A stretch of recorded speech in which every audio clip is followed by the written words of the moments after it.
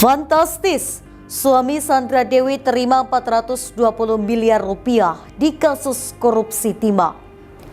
Hakim beber 7 penyimpangan korupsi tol MBZ. Usai pulang dugem, mahasiswa tabrak emak-emak. Densus 88 bekuk terduga teroris siap lancarkan bom bunuh diri. Vonis Media akan membahas sejumlah pemberitaan selama sepekan ini, di mana berita yang kami sajikan berskala lokal, nasional dan internasional. Ulasan tentang persoalan hukum, peristiwa korupsi, pencucian uang dan kriminal secara umum.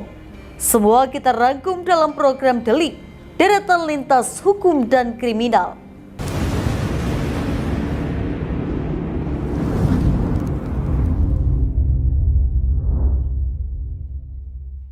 Kasus korupsi penyalahgunaan izin usaha pertambangan atau IUP PT Timah Tbk yang merugikan keuangan negara senilai 300 triliun rupiah ternyata mengalir ke sejumlah pihak dari pejabat pemerintah dan juga swasta. Suami artis Sandra Dewi, Harvey Mois, kantongi uang sebesar 420 miliar rupiah. Berikut pihak yang menerima aliran duit korupsi timah yang diungkap kejaksaan. Jaksa mengungkap aliran uang kasus dugaan korupsi penyalahgunaan izin usaha pertambangan atau IUP PT Timah yang merugikan keuangan negara senilai 300 triliun rupiah. Aliran uang itu mengalir salah satunya ke suami aktris Sandra Dewi, Harvey Mois, sebesar 420 miliar rupiah.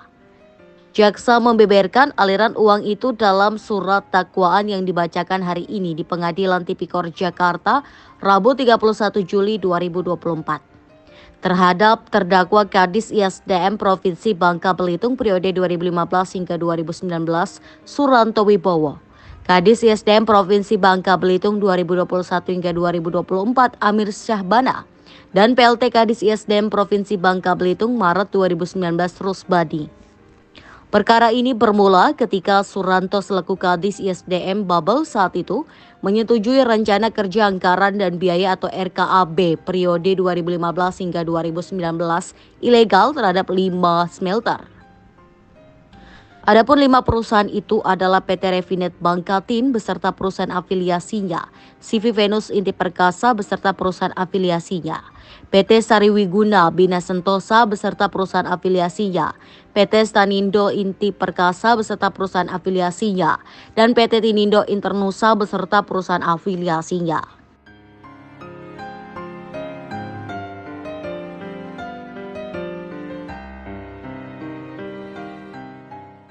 Setelah itu, Suranto tidak melakukan pembinaan dan pengawasan terhadap perusahaan pemegang izin usaha jasa pertambangan atau IUJP yang bekerja sama dengan PT Timah Tbk periode 2015 hingga 2019.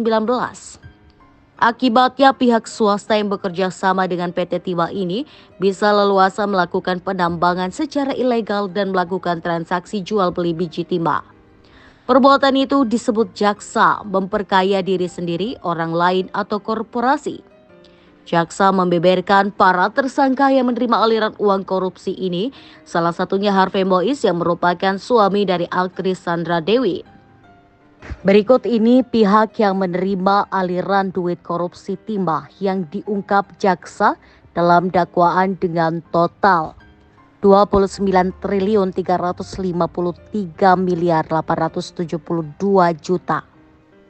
1.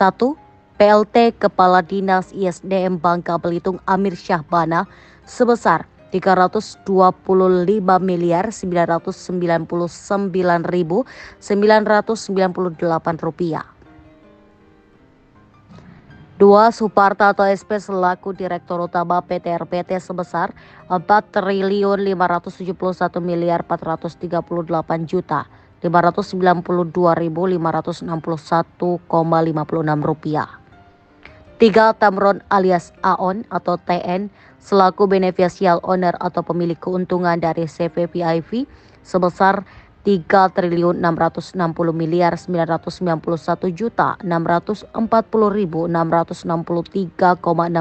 rupiah. 4. Robert Indarto atau RI selaku Direktur Utama PT SBS 1.923.291.788,36 rupiah. 5. Suwito Gunawan atau SG selaku Komisaris PT SIP atau Perusahaan Tambang di Pangkal Pinang, Bangka Belitung sebesar 2.200.404.628.766,6 rupiah.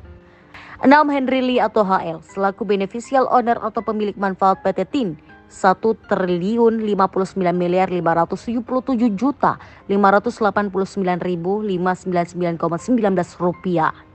7. Memperkaya 375 mitra jasa usaha pertambangan atau pemilik IUJP, diantaranya CV Global Mandiri Jaya, PT Indometal Asia, CV Triselaras Jaya, PT Agung Dinamika Teknik Utama setidak-tidaknya 10.391.224.913 rupiah. 8. Memperkaya diantaranya CV Indometal Asia dan CV Koperasi Karyawan Mitra Mandiri atau KKMM setidak-tidaknya 4.141.699.042.396 rupiah. 9. Emil Erminda atau ES selaku Direktur Keuangan PT Timah 2017 hingga 2018 melalui CV Salsabila setidak-tidaknya 989.799.408.690 rupiah. 10. Helena Lim atau HLN selaku Manajer PT KSI dan Harvey Mois atau HM selaku perpanjangan tangan dari PT RBT senilai 420 miliar rupiah.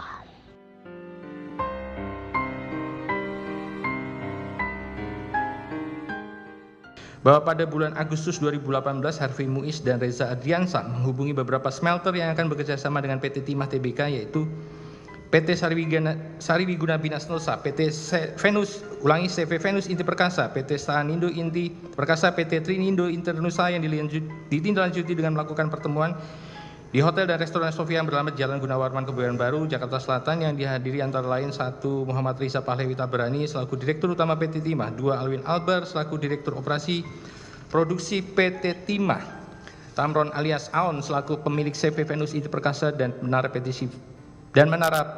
PT Menara Cipta Mulia, 4. Suwito Gunawan alias Awi selaku pemilik PT Stanindo Inti Perkasa, 5. Rosalina dan Vandili selaku perwakilan dari PT Tinindo Interrusa atas persetujuan Henry Lee, 6. Robert Indarto dan Juan Setiadi Wijaya almarhum selaku pemilik PT Sariwiguna Bina Sentosa, 7. Harvey Muiz dan Reza Adriansah yang mewakili PT Revin Bangkatin.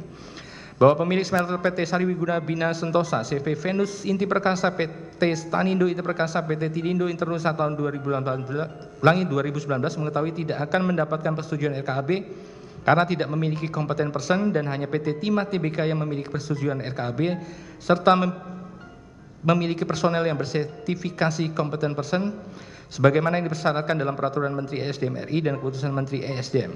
Sehingga pemilik smelter swasta mengusulkan kepada hak PT Timah Tbk untuk dibuatkan suatu kesepakatan agar biji timah ilegal milik smelter swasta dapat dijual dengan persyaratan sebagai berikut. Pertama, CV Venus Inti Perkasa, PT Revin Bangkatin, PT Stanindo Inti Perkasa, PT Sariwiguna Bina Sentosa dan PT Tinindo Internusa akan memasok biji timah dari penambang ilegal di wilayah IUP PT Timah Tbk Provinsi Kepulauan Bangka Belitung, dan PT Timah Tbk harus membeli biji timah yang dipasok oleh PT Revin Bangkatin dan perusahaan lainnya yang ikut dalam kerjasama. Kedua, PT Revin Bangkatin, CV Venus Inti Perkasa, PT Stanindo Inti Perkasa, PT Sariwiguna Bina Sentosa dan Tinindo Internusa meminta agar biji timah yang dipasok nantinya akan dilakukan proses pemurnian dan pengelogaman oleh CV Venus Inti Perkasa dan perusahaan lainnya dengan pembayaran transaksi jual beli biji timah dan pembayaran biaya peleburan atas pengelogaman timah dilakukan oleh PT Timah Tbk berdasarkan harga pokok produksi PT Timah Tbk. Bahwa setelah mendengar usulan tersebut, Mokhtar Pallezo Falevi Tabrani, Emil Ermindra, dan Alwin Bahar bersedia untuk membuat suatu kesepakatan yang ditindaklanjuti dengan melakukan beberapa kali pertemuan bersama Tamron alias Alon, Harvey Muiz, Reza Ardiansah, Suparta, Robert Indarto, Suwito Gunawan alias Awi, MB Gunawan, Fandi Lingga, Rosalina, dan Ahmad Albani di Hotel dan Restoran Sofia, bahwa Mokhtar Rizal Falevi Tabrani, Emil Ermindra, dan Alwin Bahar mengetahui bahwa para pemilik smelter swasta yang akan bekerja sama dengan PT Timah Tbk memperoleh biji timah dari para kolektor yang melakukan penambangan ilegal di wilayah IUP PT Timah Tbk, namun pihak PT Timah Tbk bersepakat untuk bekerja sama dengan pemilik smelter swasta. Bahwa Mokhtar Rizal Falevi Tabrani, Emil Ermindra, dan Alwin Bahar menjadikan PT Rifin Bangkatin, PT Sariwiguna Bina Sentosa, PT Stanindo Inti Perkasa, PT Tinindo Internasional, dan CV Venus Inti Perkasa sebagai mitra kerjasama peleburan dan pemurnian pengelogaman timah. Padahal mereka mengetahui dalam rencana kerja anggaran perusahaan PT Timah Tbk tahun 2018 belum memuat rencana kerjasama tersebut, namun langsung menyetujui harga yang disepakati di atas harga pokok produksi pengelogaman dan pemurnian di unit metalurgi PT Timah Tbk. Selain itu, kerjasama peleburan dan pemurnian pengelogaman timah dilakukan tanpa melalui proses negosiasi. Bahwa dalam pertemuan di Hotel dan Restoran Sofia pada bulan Agustus 2018 tersebut disepakati harga sewa peralatan processing pengelogaman timah yaitu sebesar $3.700 per ton SN di luar harga biji timah yang harus dibayar oleh PT Timah Tbk kepada CV Venus Inti Perkasa, PT Stanindo Inti Perkasa, PT Tinindo Internusa, PT Sariwiguna Bina Sentosa.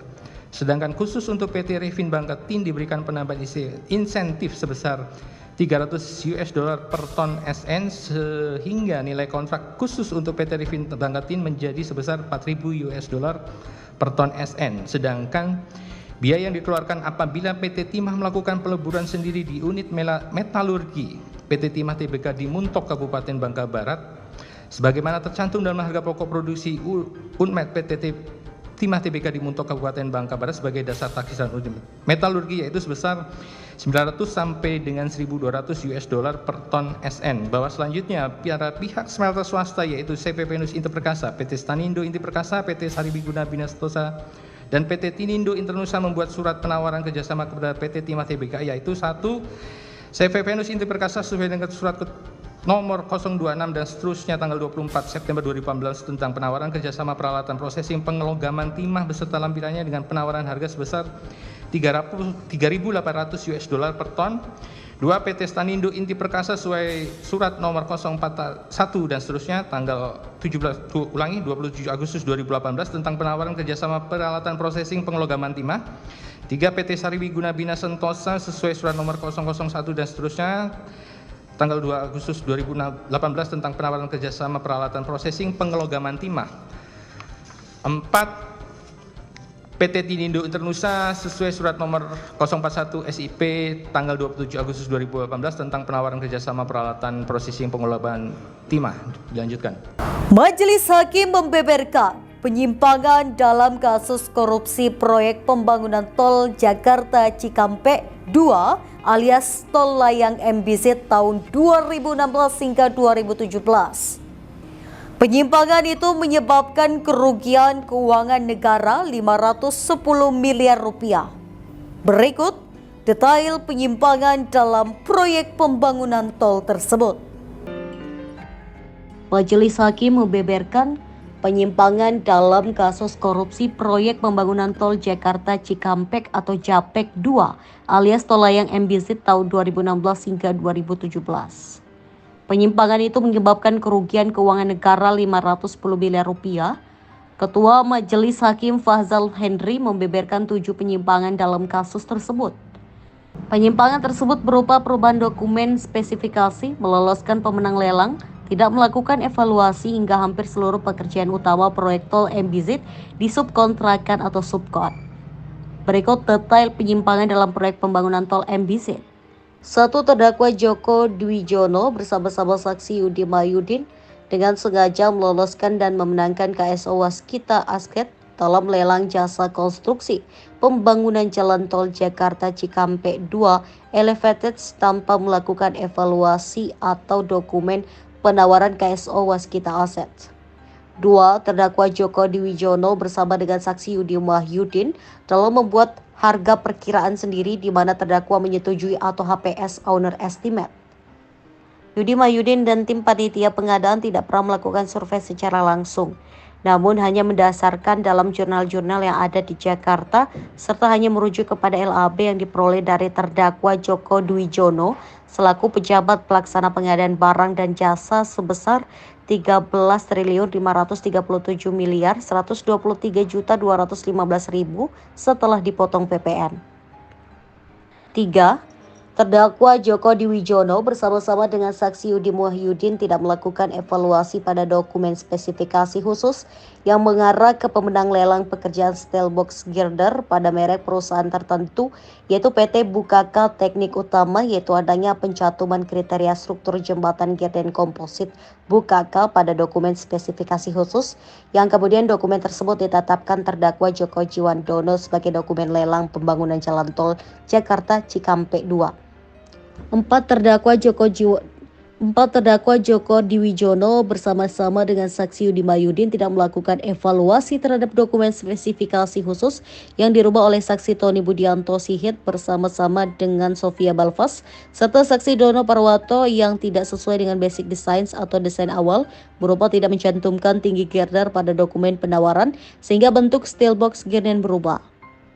Perubahan itu yakni dari perencanaan awal basic design steel box girder berbentuk P dengan ukuran 2,80 x 2,05, bentangan 30 meter, dan pada dokumen spesifikasi khusus atau dokumen lelang konstruksi berubah menjadi steel box girder berbentuk U dengan ukuran 2.675 m x 2 m bentangan 60 meter, sedangkan pada pelaksanaannya steel box girder U terpasang dengan ukuran 2.350 x 2 m dan seterusnya sehingga menimbulkan ketidaknyamanan pengguna jalan. 5. Terdakwa Joko Dwijono bersama-sama saksi Yudi Mahyudin dan saksi Tony Budianto Sihit dan pihak KSO Waskita Aset dengan cara menyetujui perubahan mutu beton K500 yang diisyaratkan dalam dokumen spesifikasi khusus dengan kuat tekan FC 41,5 MPa menjadi nilai mutu beton FC 35 MPa dan seterusnya yang mengakibatkan ketidaknyamanan penggunaan jalan tol.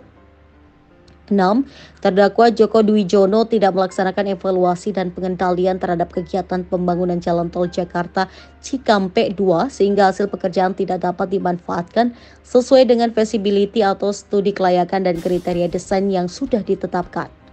7. Bahwa terdapat pekerjaan pembangunan jalan tol Jakarta Cikampek 2 Elevates oleh Dono Parwoto selaku kuasa KSO Waskita Aset, hampir seluruh pekerjaan utama dialihkan di subkon ke pihak lain sebagaimana telah dipertimbangkan di atas. Dalam kasus ini, Joko Dwijono didakwa merugikan keuangan negara senilai 510 miliar rupiah dalam kasus dugaan korupsi pembangunan tol Jakarta Cikampek Japek 2 alias tol layang MBZ tahun 2016 hingga 2017. Jaksa mengatakan kasus korupsi itu dilakukan secara bersama-sama. Jaksa mengatakan kasus korupsi tersebut dilakukan Joko bersama-sama dengan Ketua Panitia Lelang DJYC Yudi Mahyudin, Direktur Operasional 2 PT Bukaka Teknik Utama sejak tahun 2008, dan Kuasa KSO Bukaka PT KS Sofia Balfas, serta Tony Budianto Sihit selaku tim leader konsultan perencana PT Lapi Ganes Satama Consulting dan pemilik PT Delta Global Struktur. Masing-masing dilakukan penuntutan di berkas terpisah.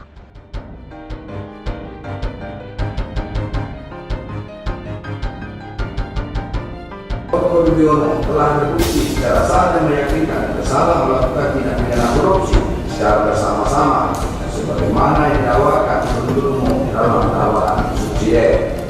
4. Menjatuhkan pidana terhadap terdakwa Joko Dwijono oleh karena itu dengan pidana penjara selama 3 tahun.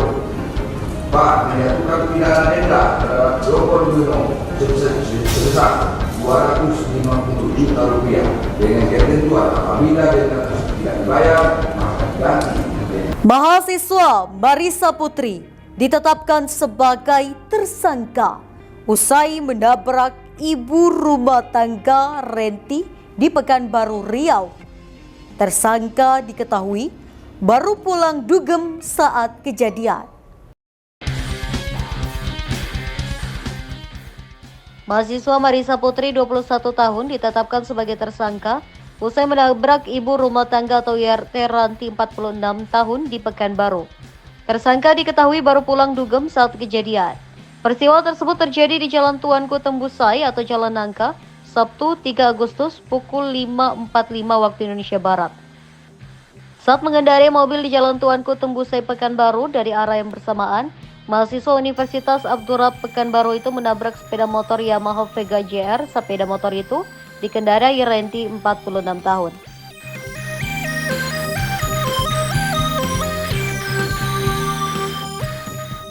Terduga teroris yang berencana melakukan aksi bom bunuh diri dibekuk Detesmen Khusus atau Densus 88 Anti Teror Polri. Densus 88 memastikan rencana teror yang hendak dilakukan hoax 19 tahun di Batu Malang, Jawa Timur tidak terkait kedatangan Paus Fransiskus ke Indonesia. Polisi menyebut tersangka teroris inisial HOK di Batu, Jawa Timur ditangkap saat membuang sejumlah bahan kimia yang akan digunakannya menjadi bahan peledak. HOK 19 tahun ditangkap pada 31 Juli 2023 sekitar pukul 19.15 waktu Indonesia Barat di Jalan Langsep, Kelurahan Sisir, Kecamatan Batu Malang, Jawa Timur. Berdasarkan penyelidikan, HOK merupakan simpatisan Daulah Islamiyah atau pendukung ISIS. Pelajar berusia 19 tahun itu juga mengaku sudah berbayat ke Daulah Islamiyah secara virtual dengan menggunakan salah satu aplikasi media sosial.